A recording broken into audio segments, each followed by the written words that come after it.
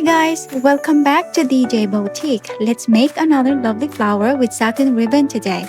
Let's start! We will be using satin ribbon in 3.8 cm wide and 12 cm long. First, we will heat seal the ends of the ribbons to prevent fraying.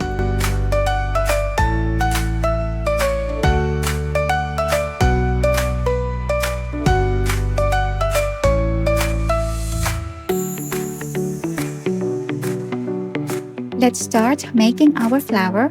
I'll show you how I make the petals.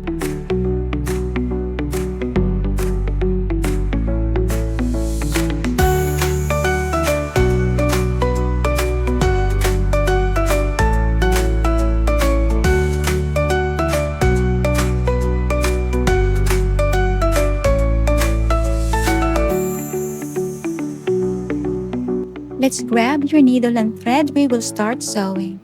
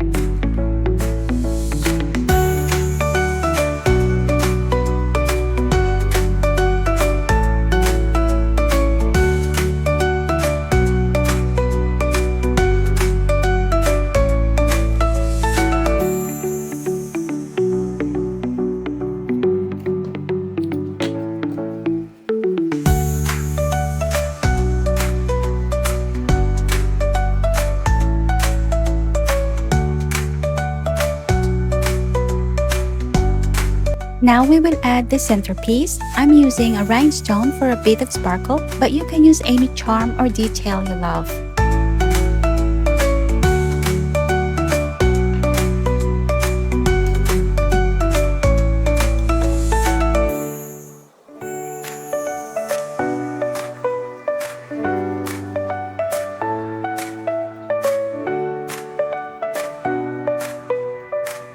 It's finished! I hope you enjoyed this tutorial. Don't forget to like this video, share your thoughts in the comments, and check out my other tutorials for more ideas. See you next time!